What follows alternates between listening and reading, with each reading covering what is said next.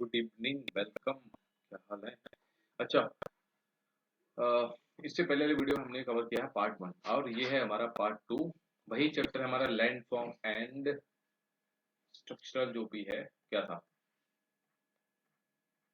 ये पढ़ चुके ना, मेंढ वगैरह। Land form and their depositions. My laptop is working bit slowly. हाँ, एंड देयर इवोल्यूशन, उनका कैसे हुआ। अभी तक हमने रनिंग वाटर जो इंपॉर्टेंट था वो पढ़ लिया। अब नेक्स्ट हमारा ग्राउंड वाटर। ओके, तो आज हम पढ़ेंगे ग्राउंड वाटर के बारे में। चलो भैया, ग्राउंड वाटर हमारी जमीन में जो पानी है वो कैसे इरोजन करता है और उसका डिपोजिशन कैसे होता है वो पढ़ लो। 2 मिनट का खेल है।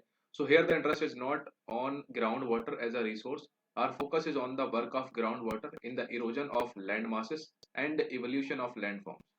ठीक। तो द सरफेस वाटर जो है हमारा, ये अभी हम सब देखेंगे। जस्ट अ सेकेंड, पढ़ लो पहले। So the surface water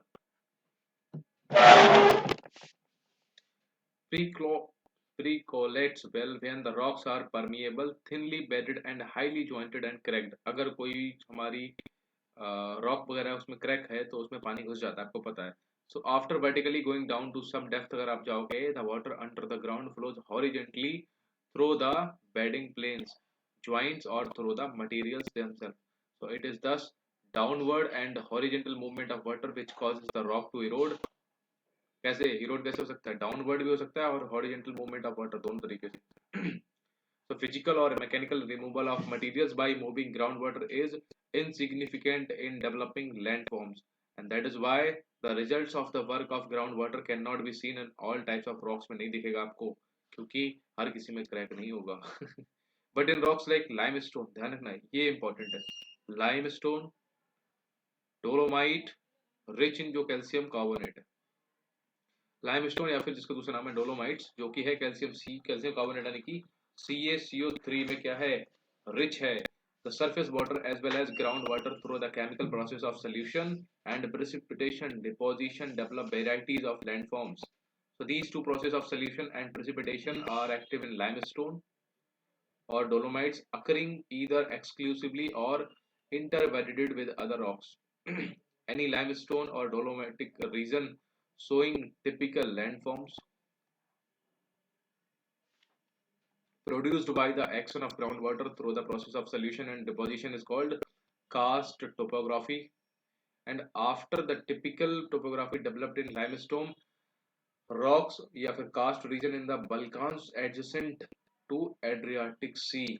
The karst topography is also characterized by erosional and depositional landform. पढ़ते हैं इसके बारे में भी। ये सब अभी हम पढ़ेंगे जब मैं आपको क्या करूंगा, कंक्लूड करूंगा। तो इरोजनल लैंडफॉर्म्स लिख लो। pools, sinkholes, lapies, limestone, limestone pavements. So small to medium size, round to sub-rounded shallow depressions called swallow holes form on the surface of the limestone through solution. Sinkholes are very common in limestone karst areas. So a sinkhole is an opening more or less circular at the top and funnel shaped towards the bottom, with sizes varying in area from a few square meter to a hectare, and with with the depth form a less than half a meter to 30 meter या उससे ज्यादा। Some of these forms solely through the solution action। solution sink उनको बोलते हैं। कौन कौन से आपको वो मिलेंगे वहां पे? लाइमस्टोन, डोलोमाइट्स बोलते हैं या फिर gypsum. And others might start as solution forms first, and if the bottom of a sinkhole forms the root of a void or cave underground, it might collapse, leaving a large hole opening into a cave or a void below collapsing. Quite often sinkholes are covered up with the soil mantle and appear as shallow water pools. So anybody stepping over such pools would go down, क्योंकि ऐसे बने होते हैं। अब आपको दिखाऊंगा, अभी देखना। अगर उस पर आप पैर रख दोगे तो आप नीचे चले जाओगे।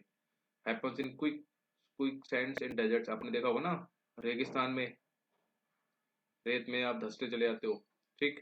The term doline is sometimes used to refer the collapse sinks। ठीक। so solution sinks are more common than collapse sinks। ठीक। so quite often the surface runoff simply goes down shallow and sinkholes and flow as underground streams and re-emerge at a distance downstream through a cave opening. So when sinkholes and dolines joins together because of slumping of materials along their margins are due to roof collapse of caves, long narrow to wide trenches called valley sinks या फिर tube walls form. Gradually, most of the surface of the limestone is eaten away by these pits and trenches, leaving it extremely irregular with a maze of points, grooves, and ridges of lapis. Especially these ridges or lapis form करते हैं due to differential solution activity along parallel to subparallel joints. The lapis field may eventually turn into somewhat smooth limestone pavement. ज़्यादा कुछ समझने की जरूरत है नहीं इसमें आपको, क्योंकि है नहीं इतना इम्पोर्टेंट. मतलब सीरियस प्रोस्पेक्टिव से आपको जो मैं बताऊंगा लास्ट में कंक्लूड करूंगा वही इंपॉर्टेंट है. ओके, केव्स डिपोजिशन से हमारी गुफाएं भी बनती हैं. So in areas where there are alternating beds of rocks, shale, sandstone, quartzite वगैरह. सो विद लाइमस्टोन और डोलोमाइट्स इन बिटवीन, और in areas where limestone are dense, जहां पर लाइमस्टोन बहुत ज्यादा होगा, मैसिव होगा, and occurring as thick beds, cave formation is prominent. जहां पर ये लाइमस्टोन ज्यादा होगा वहां पर केव ज्यादा फॉर्म होंगी. ठीक. वाटर, क्योंकि वहां पे वो धंस जाएगा area. Water percolates down either through the materials or through cracks and joins the move horizontally along bedding planes. It is along these bedding planes that the limestone dissolve and long and narrow to wide gaps called caves ka result. And there can be maze of caves at different elevation depending upon the limestone beds and intervening rocks. Caves normally have an opening through which cave streams are discharged. Caves having opening at both the ends are called tunnels. अगर कोई केव दोनों side से खुली हुई है तो उसको बोलेंगे सुरंग है. नॉर्मल सी बात है.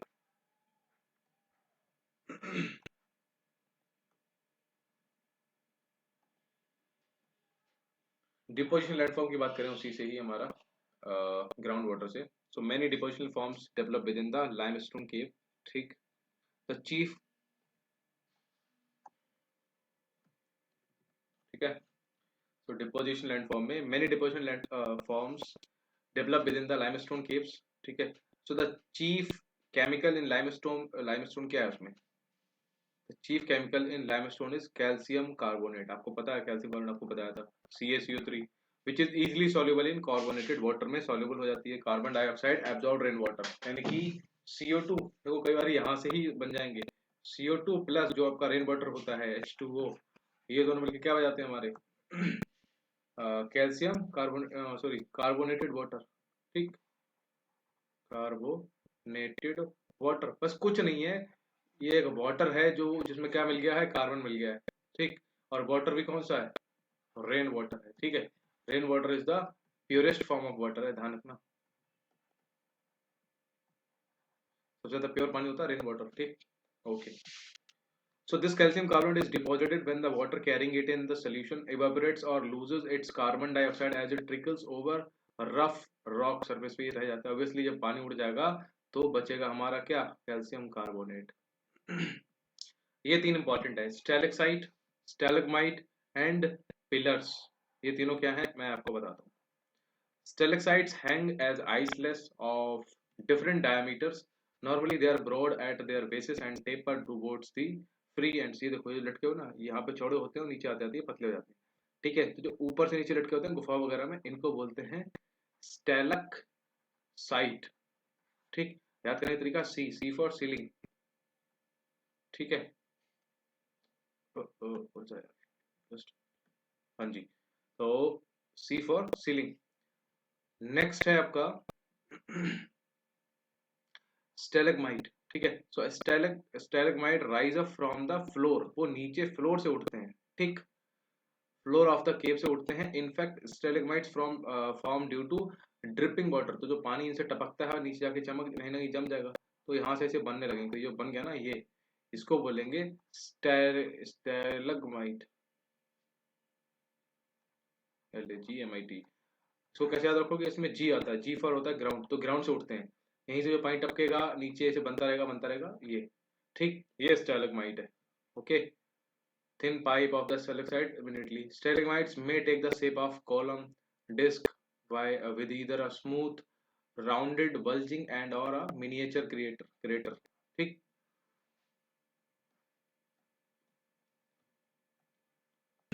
Miniature crater like depression. So the stalagmite and stalactites eventually fuse to give rise to columns.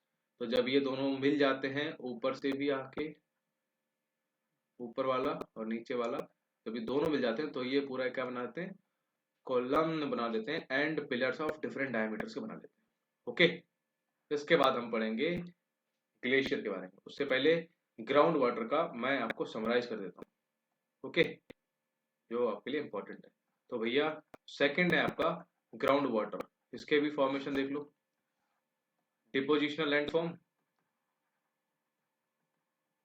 और आपके एक मैंने उल्टा बना दिया, चलो फॉर्मेट वही रखते हैं, कंफ्यूज नहीं होगा। हो जाओ यार, मेरा लैपटॉप बहुत स्लो चलता है, सॉरी यार, गरीब आदमी हूँ तो ऐसे करें। हाँ जी, तो इधर हमारा इरोजन, ठीक, ग्राउंड के इरोजन, ग्राउंड वाटर की इरोजन कैसे क्या क्या लैंडफॉर्म बनाता है, और जब डिपॉजिट होता है तो वहां पे कौन से लैंडफॉर्म बनाता है। ठीक है, चलो पढ़ते हैं। सबसे पहले है एक स्वेलो, ठीक है, नंबर वन है स्वेलो, या फिर उसको बोलते हैं सिंक होल, ये लिख लो। दूसरा एक है वैली सिंक, ठीक है, वैली से सिंक होता रहता है। एक है लैपीज, ओके, लिखना यही है जो मैं आपको बता रहा हूँ, वही इंपॉर्टेंट है। और चौथा है आपका केव्स वगैरह बनती हैं। वाटर यूज का रहता है ग्राउंड वाला, ठीक है।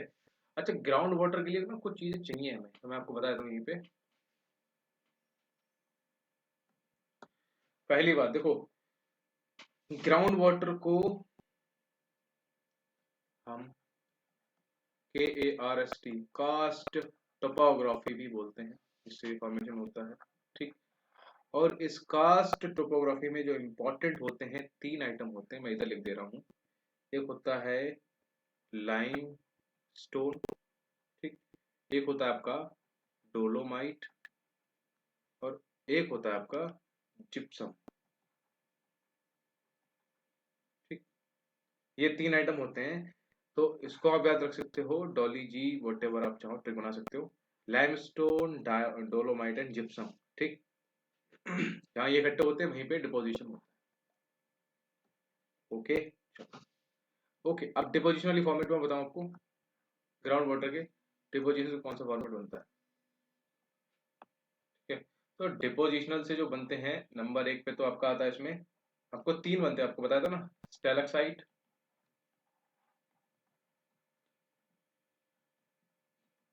स्टेलकमाइट, और तीसरा था, जब ये दोनों मिल जाएंगे तो बन जाएगा आपका कॉलम, ठीक।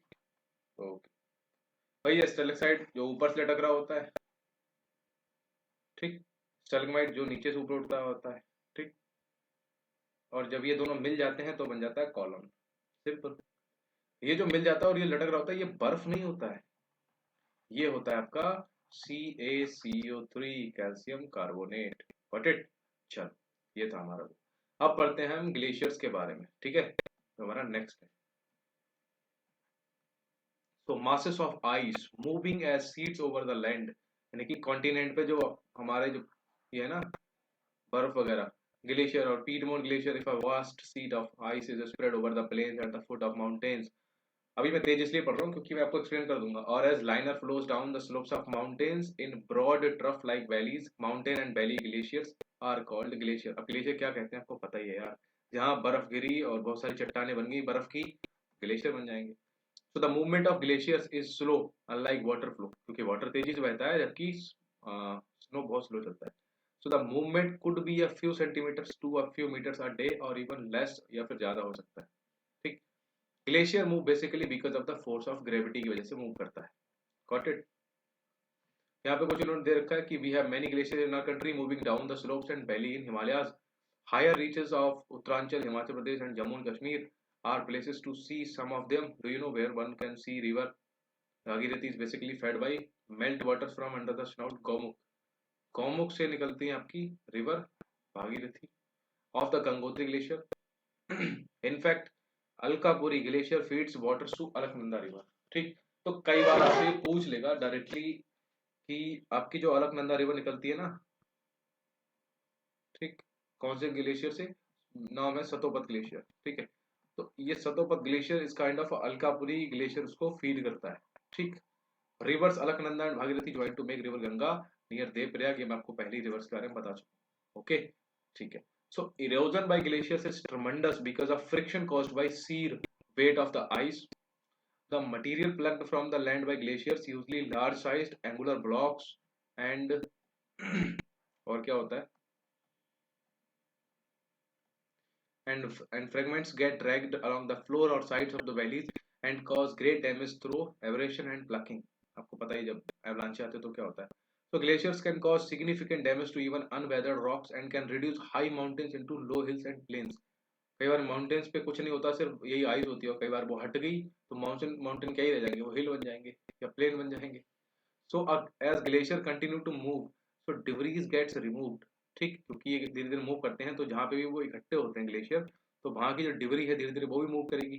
ठीक, debris gate move, debris gets lowered and eventually the slope is reduced to such an extent that glacier will stop moving, leaving only a mass of low hills and vast outwash plains along with other depositional features. ठीक, ठीक, चलो अब देखते हैं erosional landform कौन कौन से हमारे ग्लेशियर के नंबर लिखो। श्रिक, बाकी मैं आपको लास्ट में कंक्लूड कर दूंगा। श्रिक क्या होता है, तो भैया कुछ नहीं होता, cirques are the most common of landforms in glaciated mountains. ठीक, so the shriek quite often are found at the heads of the glacial valleys. ठीक है, जो ग्लेशियर घाटियां होती हैं उसके टॉप में मिलते हैं। The accumulated ice cuts these shrieks while moving down the mountain tops. So they are deep, गहरे होते हैं, लंबे होते हैं, and wide troughs or bases with very steep concave to vertically dropping high walls at its head as well as sides. So a lake of water can be seen quite often within the shrieks after the, मतलब इसमें एक आपको पानी की वो मिल जाएगी झील, सिर्फ आफ्टर द ग्लेशियर डिसअपियर, जब गायब हो जाता है यहाँ से ग्लेशियर तो वहां पे आपको मिल जाएगी एक लेक देखने को। ठीक है, सो सच लेक्स आर कॉल्ड सिर्क और टार्न लेक्स। ठीक है, अगर ग्लेशियर गायब हो जाएगा पानी बन जाएगा तो वहां बन जाएगी लेक्स, तो ऐसी वाली लेक को बोलेंगे सिर्क या फिर tarn lake. So there can be two or more cirques, one leading into another down below in a stepped sequence, तो ये एक हो सकता है process.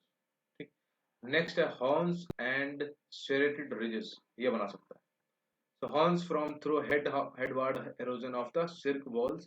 If three or more radiating glaciers cut headward until their cirques meet, high, sharp-pointed and steep-sided peaks called horns form. The divides between cirque side walls or head walls get narrow because of progressive erosion and turn into serrated or saw-toothed ridges, sometimes referred to as eritus, with very sharp crest and a zigzag outline. The highest peak in the Alps is Matterhorn, ध्यान रखना, Alps mountain, Europe, and the highest peak in the Himalayas Everest are in the fact horns formed through the headward erosion of the radiating cirques. ठीक, तो ये एक erosional आपका feature है। Okay, next आपका glacial valleys या फिर troughs. ठीक, so glaciated valleys are trough like and U shaped with broad floors, उनके चौड़े फ्लोर्स होंगे एंड रिलेटिवली स्मूथ होंगी एंड स्टीप साइड होगी। So the valleys may contain littered debris or debris shaped as moraines with swampy appearance. So there may be lakes gouged out of rocky floor or formed by debris within the valleys. ठीक? So there can be hanging valleys at an elevation on one or both sides of the main glacial valley. The faces of divides or spurs of such hanging valleys opening into main glacial valleys are quite often truncated to give them an appearance like triangular facts. Very deep glacial trough filled with sea water and making up shore lines are called floats or fjords. ये मैं आपको explain कर दूंगा जब final conclude करूंगा। ये erosion landform हो गया, तो अब बात करेंगे डिपोजिशन लैंडफॉर्म, जहां से हमारा ग्लेशियर गायब होने के बाद डिपॉजिट जहां पे होगा वो क्या करेगा इरोजन होने के बाद। तो देखो, the unsorted coarse and fine debris dropped by the melting glacier is called glacial till. ठीक है, यानी कि जो भी आइटम उठा लिया हमारे ग्लेशियर ने, अब कहीं रखेगा ना वो, तो जो उठाया उसके हाथ में यानी कि वो है glacial till. So most of the rock fragments in till are angular to sub angular in form. ठीक, streams form by melting ice at the bottom. अब ऊपर देखो, आपको पता है ग्लेशियर कैसा होता है। अगर ये ग्लेशियर हमारा ऐसे फॉर्मेशन हुआ है तो आपको पता है नीचे से, अब देखो पानी बहने लगता है, क्यों बहने लगता है? टेम्परेचर माइनस में ही रहता है, -40 -45। अब आपको पता है जीरो से नीचे जाने पर क्या होता है, टेम्परेचर, सॉरी जीरो से नीचे जाने, जैसे ही जीरो होता है हमारा टेम्परेचर, पानी क्या बर्फ बन जाता है। और यहाँ तो परमानेंट -40 -45 है। तो वहां पर जब ये ग्लेशियर होते हैं बड़े बड़े, तो नीचे से पिघलते क्यों हैं, पानी कैसे बन जाते हैं, जीरो से प्लस टेम्परेचर कैसे आ जाता है उनका? तो एक चीज और आपने पढ़ी होगी कि टेम्परेचर के साथ साथ इनके ऊपर जो लोड है ना, ये, तो ये प्रेशर भी तो डालता है ना भैया। ठीक। प्रेशर पड़ेगा तो एक फॉर्मूला है हमारा, P V is equal to N R T, उसके थ्रू अगर आप जाओगे तो आपका टेम्परेचर बढ़ जाएगा। ठीक, क्योंकि ये देखो, अगर वॉल्यूम और ये दोनों कांस्टेंट कर दो तो P is directly constant to T, क्योंकि अगर प्रेशर ज़्यादा है तो टेम्परेचर भी ज़्यादा हो जाएगा। तो टेम्परेचर जैसे नीचे ज़्यादा हो जाता है तो नीचे से ही पानी बहने लगता है। ठीक है, यही बता रहे हैं यहाँ पे। तो melting ice at the bottom, so sides or lower ends of glacier, so some amount of rock debris is small enough to be carried by such melt water, so streams is washed down and deposit हो जाती हैं। So such glacial fluvial deposits are called outwash plains। Unlike till deposits, the outwash deposits are roughly stratified and assorted. The rock fragments in outwash deposits are somewhat rounded at their edges। ठीक, देखते हैं। Number एक हमारा deposition feature है glacier का, moraines. Okay, so they are long ridges of deposits of glacial till terminal moraines are long ridges of debris। ये देखो, ये आउटवॉश प्लेन है, स्कर्स टर्मिनल मोरेन्स है हमारे, ये पहाड़ है। ठीक, ये आउटवॉश प्लेन है आपके, deposited at the end of the glacier। lateral moraines form करते हैं along the sides parallel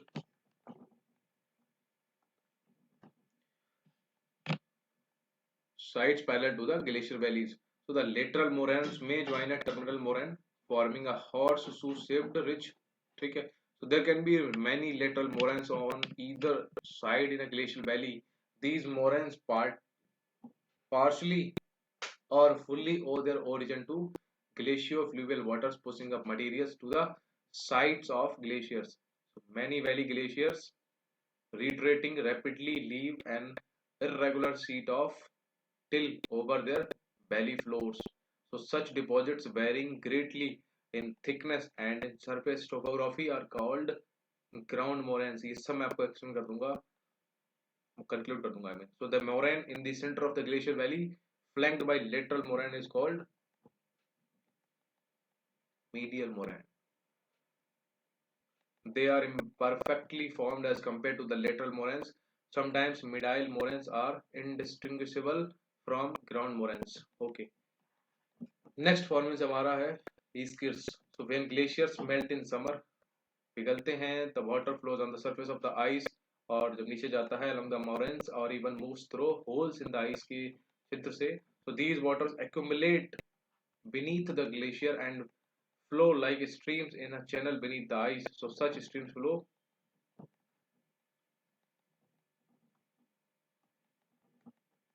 over the ground, not in a valley cut in the ground, with over a ground with ice forming its banks।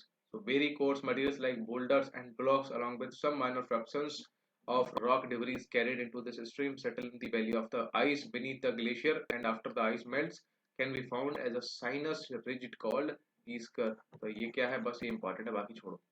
Outwash plains क्या हो, the plains at the foot of the glacier mountain, जो बहुत फैल गए or beyond the limits of continental ice sheets are covered with glaciofluvial deposits in the form of broad, flat alluvial fans which may join to form outwash plains of gravel, silt, sand and clay। तो वो है outwash plains। ठीक, next हमारा deposition feature है drumlins. So drumlins are smooth, oval-shaped, ridge-like feature composed mainly of glacial till with some masses of gravel and sand। So the long axis of drumlins are parallel to the direction of ice movement। They may measure up to 1 kilometer in length and 30 meter or so in height। ठीक, One end of the drumlins facing the glacier called Stoss and is blunter and steeper than the other end called tail. तो जो देख रहा है glacier की तरफ उसको बोलेंगे स्टोस, और जो नहीं देख रहा है वो उसकी पूंछ है। ठीक। So the drumlins form due to dumping of rock debris beneath heavily loaded ice trough through fissures in the glacier, and the stows and gets blunted due to pushing by moving ice. ठीक है। Drumlins give an indication of direction of glacier movement. तो ध्यान देना कि drumlins is the thing जो हमको क्या देता है, इंडिकेट करता है कि ग्लेशियर का मूवमेंट किस डायरेक्शन में हो रहा है। ओके, कई बार सीधे यहाँ से क्वेश्चन बनता है। तो ये था आपका ग्लेशियर वाला। अभी मैं इसको कंक्लूड कर देता हूँ। ठीक, तो डाल लो हेडिंग भैया आपका ग्लेशियर वाले लैंडफॉर्म। ठीक, वही दो हैं, एक तरफ है हमारे इरोजनल और एक तरफ है आपके जो इरोज हुआ है वो डिपॉजिट भी होगा, यानी कि डिपोजिशनल। Got it. चलो नाम लिखो। ठीक है, मैं चूंकि इसलिए लाइक फाइनल कर देता हूँ सो दैट कि आप इसको लिख पाओ और याद कर पाओ, ज्यादा उधर लैंग्वेज बहुत टफ है।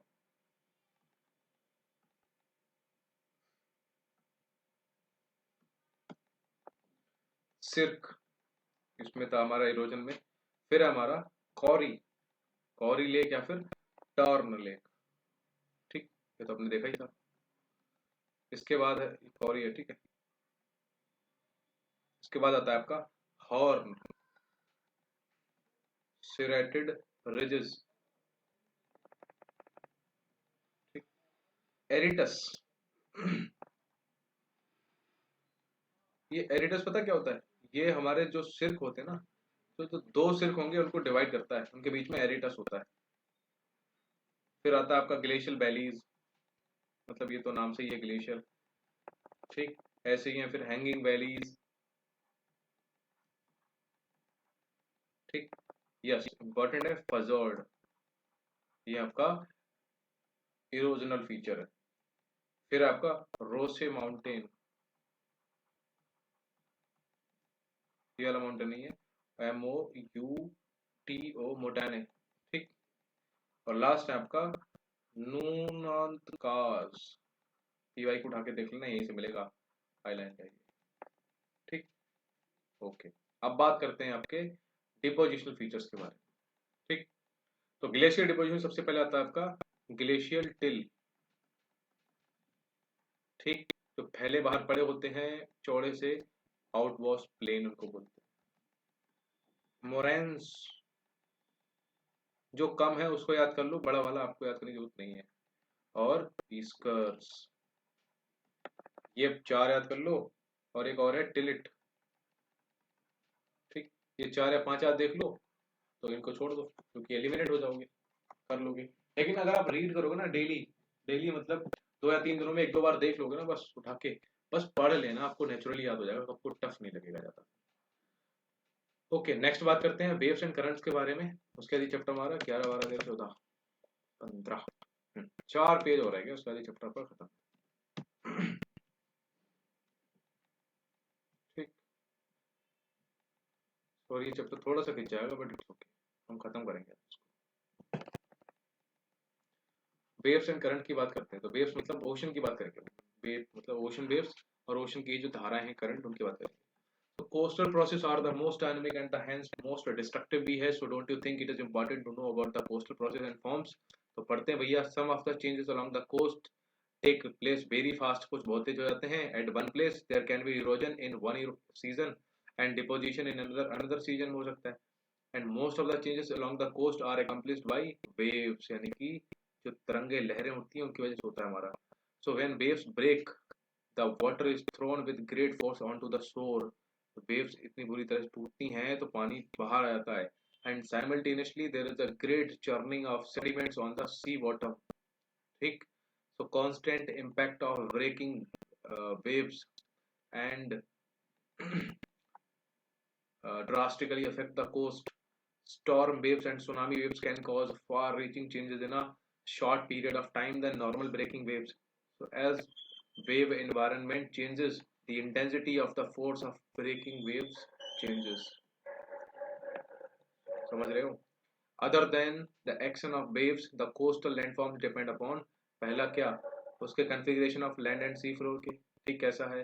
दूसरा, whether the coast is advancing emerging है सीवर्ड या फिर रिट्रीटिंग सबमर्जिंग लैंडवर्ड टाइप का है। Assuming sea level to be constant, two type of coast are considered to explain the concept of evolution of coastal landforms। Number एक, high rocky coast जिसको बोलते हैं जो डूबा हुआ है, सबमर्ज कोस्ट। दूसरा है लो या फिर स्मूथ कोस्ट।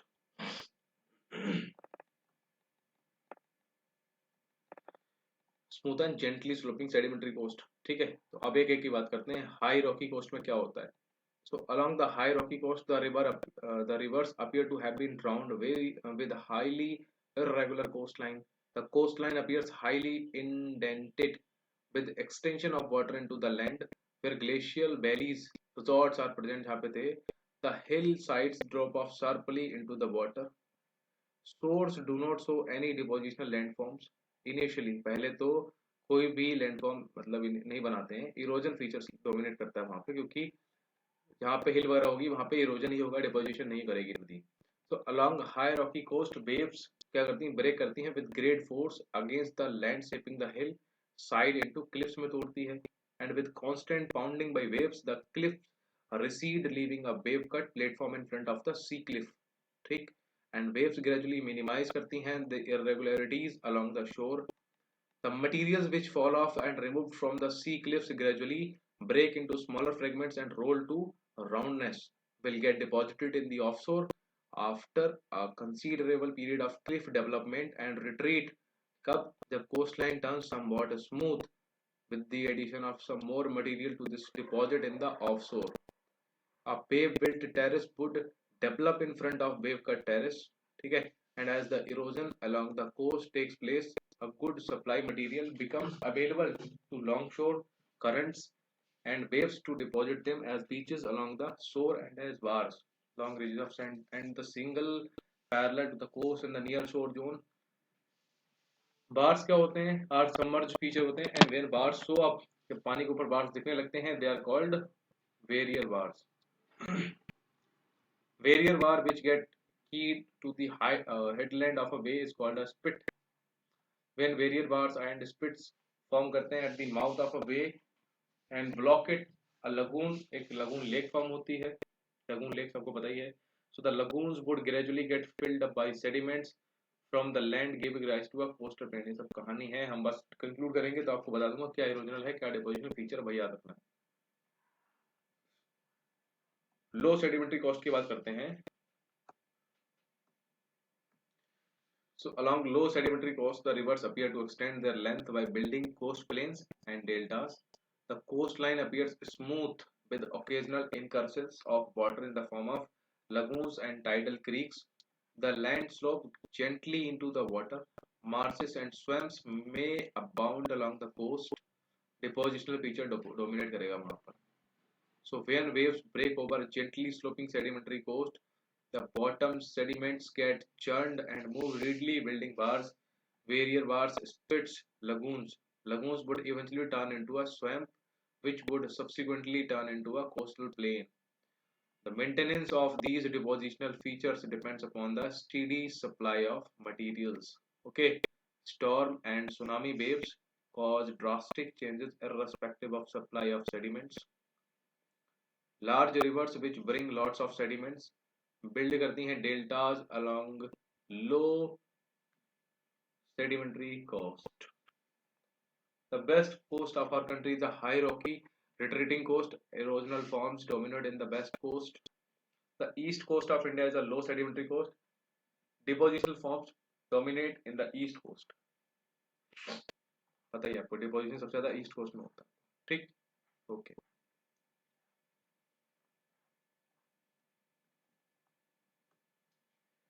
अब इरोजनल लैंडफॉर्म की बात करते हैं हमारे उसी से, किससे,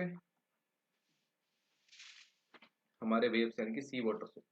तो Cliff terrace caves and stakes लिखो भैया। Wave cut cliffs and terraces are two forms usually found where erosion is dominant। Shore process almost all sea cliffs are steep and may range from a few meter to 30 meter or even more। So at the foot of such cliffs there may be a flat या फिर gently sloping platform covered by rock debris derived from the sea cliff behind, and essay platforms occurring at the elevations above the average height of waves is called a wave cut terrace.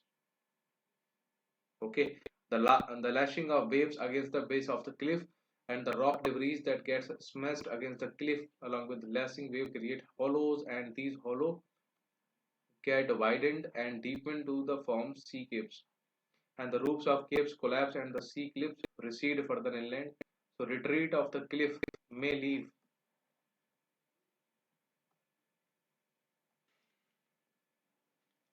some remnants of rock standing isolated as small island. ठीक है, ये सब कहानी मैं आपको बता दूंगा, छोड़ो.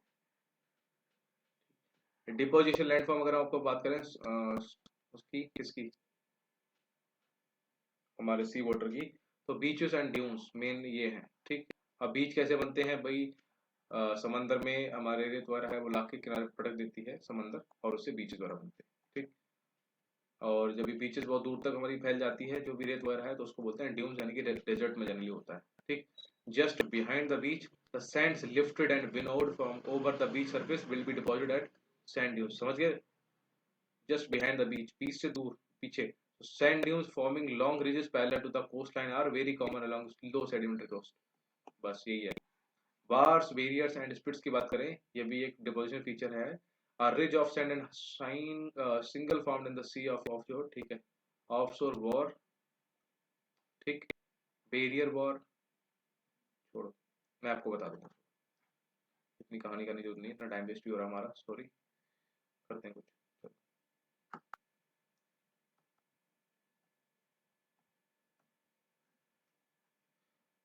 will eventually lagoon. ठीक है.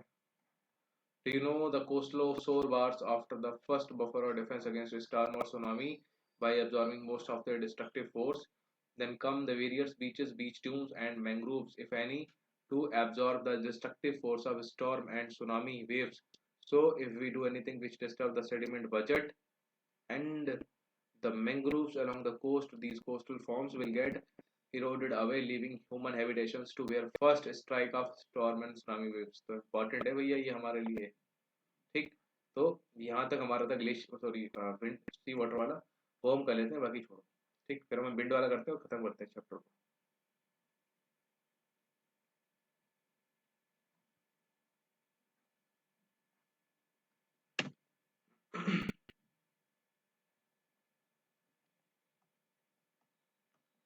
ठीक है, तो सी वाटर फिर से वही दो फीचर्स इधर ले आते हैं ऊपर, इरोजनल लैंडफॉर्म और इसी के होने वाले डिपोजिशनल लैंडफॉर्म. ओके, पढ़ते हैं भैया. तो पहला इरोजनल लैंडफॉर्म है हमारा, लिख लो, वेव कट क्लिफ. ठीक, फिर आपके टेरेसेस बनते हैं इसमें, फिर आपके केव्स बनते हैं इसी में, स्टेक्स बनते हैं. ठीक है, मेजर इंपॉर्टेंट यही है. बाकी अगर आपका सी वाटर कहीं पे डिपॉजिट होगा तो उससे क्या बनाएगा वो देख लो. आपके बीचेस तो बनेंगे, आपको पता है बीचेस तो मतलब बेसिक सी चीज, बीचेस एंड बीचेस के जस्ट बिहाइंड क्या बनेंगे, ड्यून्स बनेंगे. फिर बार्स वगैरह बनते हैं. ठीक, स्पिट्स, बैरियर्स बनते हैं. ठीक है, स्पिट्स भी बनते हैं, और टोम्बोलो. अब चाहो तो आप इन सबके ना नाम से अगर आप चाहो इंटरेस्टेड हो तो एक एक का नाम गूगल पे सर्च कर सकते हो, ये कैसे दिखते हैं, तो उससे आपको ज्यादा याद रहेगा. ठीक, लास्ट आएगा हमारा, इसको बोलते हैं विंड वाला, विंड वाला. ठीक है, और इसमें देखते हैं ये क्या करती है. So wind is one of the two dominant agents in hot desert. The desert floors get heated up too much and too quickly because of being dry and barren. So the heated floors heat up the air directly above them and result in upward movements in the hot lighter air with turbulence, and any obstruction in its path sets of eddies, whirlwinds, updrafts and downdrafts. So winds also move along the desert floors with great speed, and the obstruction in their path create turbulence. Of course, तो there are क्या है, there are storm winds which are very destructive. Winds cause deflation, abrasion and impact. Deflation include lifting and removal of dust and smaller particles from the surface of the rocks. So in the transportation process, sand and silt act as effective tools to abrade the land surface. So the impact is simply sheer force of momentum which occurs when sand is blown into or against a rock surface, and it is similar to sand blasting operation. The wind action creates a number of interesting erosional and depositional features in the desert. देखते हैं भैया इनके बारे में. In fact, many features of the desert owe their formation to mass wasting and running water as sheet floods. Though rain is scarce in the desert, it comes down torrentially in a short period of time. वगैरह वगैरह. Vegetation exposed to mechanical and chemical weathering process due to drastic diurnal temperature changes decay faster, and the torrential rains help in removing the weathered materials easily. That means the weathered debris. ठीक है, ये सब कहानी है. चलो मैं पढ़ाता हूँ. इरोजनल लैंडफॉर्म हमारे कौन कौन से हैं? Pediments and pediplains. ठीक. Landscape evolution in desert is primary concerned with the formation and extraction of pediments. तो जनरली ये सारी चीजें जो कहानी इधर दे रखी ना, ये सब भाई बता रही कि पेडिमेंट्स कैसे बनते हैं और पेडिप्लेन कैसे बनते हैं. बल्कि हमारे एग्जाम के लिए बस इंपॉर्टेंट ये है कि किसके हैं, इरोजनल हैं, डिपोजिशनल हैं, और जो भी हैं तो किसके हैं. बस इतना बनता है, बाकी हमारे लिए कुछ नहीं. ओके, अगर आप चाहो तो पढ़ लेना, अदरवाइज इट्स ओके. ठीक. Erosion is termed as parallel retreat of slopes through backwashing.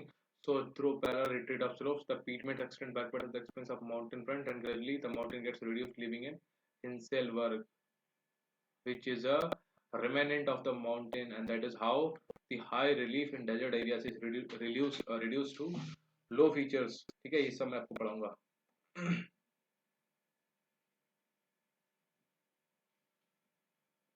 ठीक. ठीक है. ये प्लायास क्या होते हैं, प्लेन्स. और ये देखो आप अपने आप पढ़ लेना, मैं आपको सामने खोल दे रहा हूँ. ठीक है, इतना कुछ है नहीं इसमें, जस्ट इनको ही वो कर रखा है इन्होंने, डिस्क्राइब कर रखा है.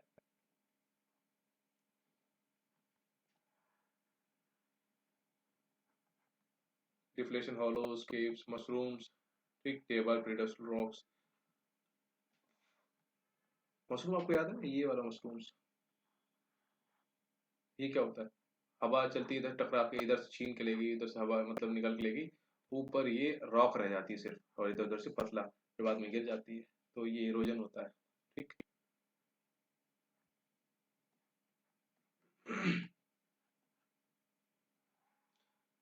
ये है डिपोजिशनल लैंडफॉर्म्स की हवा अगर किसी चीज को उड़ा के कहीं से ले जा रही है तो कहीं ना कहीं डिपॉजिट भी करेगी. तो वही है, wind is a good salting agent, यानी कि क्षय खत्म करने वाली एजेंट है. Depending upon the velocity of wind different size of grains are move वगैरह वगैरह. ठीक है. तो उनसे क्या बनते हैं? उनसे सैंड ड्यून्स बनते हैं. ठीक है. और क्या बनते हैं, और ये सब डेटा है, पढ़ लेना. ठीक. इतना कुछ है नहीं इस चैप्टर में, मतलब जो इम्पोर्टेंट है बहुत कुछ कर दे रहा हूँ. अब दिख रहा होगा आप लोग, पढ़ लेना इसको. ठीक है. मैं बस आपको एक्सप्लेन कर देता हूँ कि हमारे जो विंड है, विंड्स वाले लैंड फॉर्म कैसे फॉर्म होते हैं, कौन कौन से होते हैं. ठीक. तो एक तो हमारा हो गया इरोजनल, दूसरा आपका डिपोजिशनल.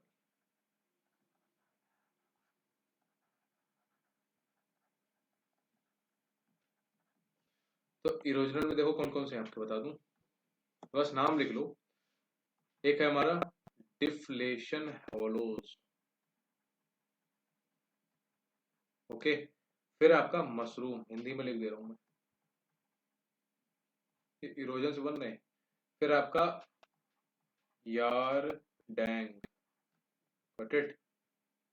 देन आपका बनता है इंसेल वर्ग.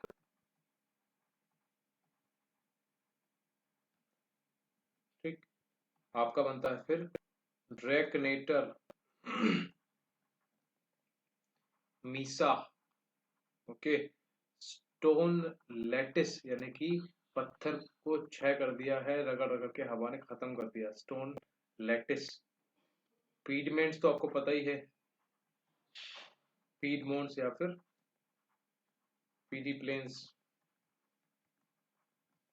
ठीक. ये थे आपके इरोजनल वाले विंड जो इरोजन करती है. अब इरोज करके कहीं डिपॉजिट करेगी ना, तो उससे तो बनेंगे आपके सैंड ड्यून्स जो आपको बताए थे मैंने अभी आपके। फिर आपके बनते हैं barchan, okay. Then longitudinal dunes, मतलब ये ड्यून्स का ही फॉर्मेशन है। लोइस प्लाया, आपको पता है कि मैंने लेविस बताया था, वो किसमें था आपको याद है क्या? लेविस क्या वो आपका उसमें था, विंड, सॉरी रनिंग वाटर के डिपोजिशन, सॉरी डिपोजिशन में था, वो था आपका LEVEES। ये आपका लैंड फॉर्म में था कौन सा? रनिंग डिपोजिशनल लैंड फॉर्म है, किसका? रनिंग वाटर का, ठीक। तो ऐसे आप ध्यान रखना, लेवीज वाटर, और उधर है लुईस, ये कौन सा आपका? विंड का डिपोजिशनल लैंड फॉर्म है, ठीक है। तो ये रहा आपका चैप्टर खत्म, और कुछ नहीं है चैप्टर में, जो बता मैंने आपको बता दिया। क्वेश्चन आंसर कुछ लगा लेना, ऐसी है। In which of the following stage of landform development downward cutting is dominated, obviously, मतलब बेसिक सी बात है, यूथ स्टेज में सबको सबसे ज्यादा डोमिनेटेड होता है। नेक्स्ट क्वेश्चन है, a deep valley characterized by steep step like side slopes is known as, side slopes क्या बोलते हैं उसको? गॉर्ज या कैनाइन? देखो, तो इसमें देखो यार, इसमें यू शेप्ड वैली भी हो सकता है, कैनियन भी हो सकता है, ठीक। बाकी देखते हैं, in which one of the following regions the chemical weathering process is more dominant than the mechanical process. तो एरिड रीजन में तो चांस ही नहीं है, पानी नहीं है वहां पे, केमिकल वेदरिंग क्या ही होगी। सेम लाइमस्टोन रीजन भी नहीं है, क्योंकि वो ग्लेशियर वाला है, और सॉरी ग्राउंड वाटर वाला है, सेम ग्लेशियर में तो चांस ही नहीं है। ह्यूमिड रीजन ऐसा होता है जहां पर केमिकल वेदरिंग होती है, ठीक। विच one of the following sentence best defines the term Lapis? अच्छा, लैपिस मैंने आपको कहाँ बताया था? ये मैंने आपको ग्राउंड वाटर के इरोजनल वाले में बताया था, ठीक है। तो ग्राउंड वाटर यानी कि सरफेस वाटर, ठीक है। तो ये देखो, water from surface dripping, land form due to the dripping water from surface. तो बस ये याद कर लो, ये किससे रिलेटेड है, आंसर अपने आप आ जाएगा, ठीक। क्वेश्चन लास्ट है, a deep long and wide trough और basin with very steep concave high walls at its head as well as in side is known as. अब देखो ये क्या है, कैसे बनाऊं मैं ऐसे, ग्लेशियर होते हैं ना हमारे जो बड़े बड़े, ठीक है, उसमें एक लेक टाइप होती है, सिर किसको बोलते हैं, ठीक है। तो डीप होती है, लॉन्ग, ठीक है, चौड़ी भी है, बेसिन बनाती proper with a very steep concave high walls होती है इनकी, ठीक है। और इसको ही बोलते हैं हम सिर। तो this is all about the chapter number 6। Now will start with chapter number 7। अच्छा छोटा चैप्टर है, कुछ मिनट का है, 15-20 मिनट का। बाकी देखते हैं, ठीक है। Will end here class today, बाकी see you, take care, bye bye.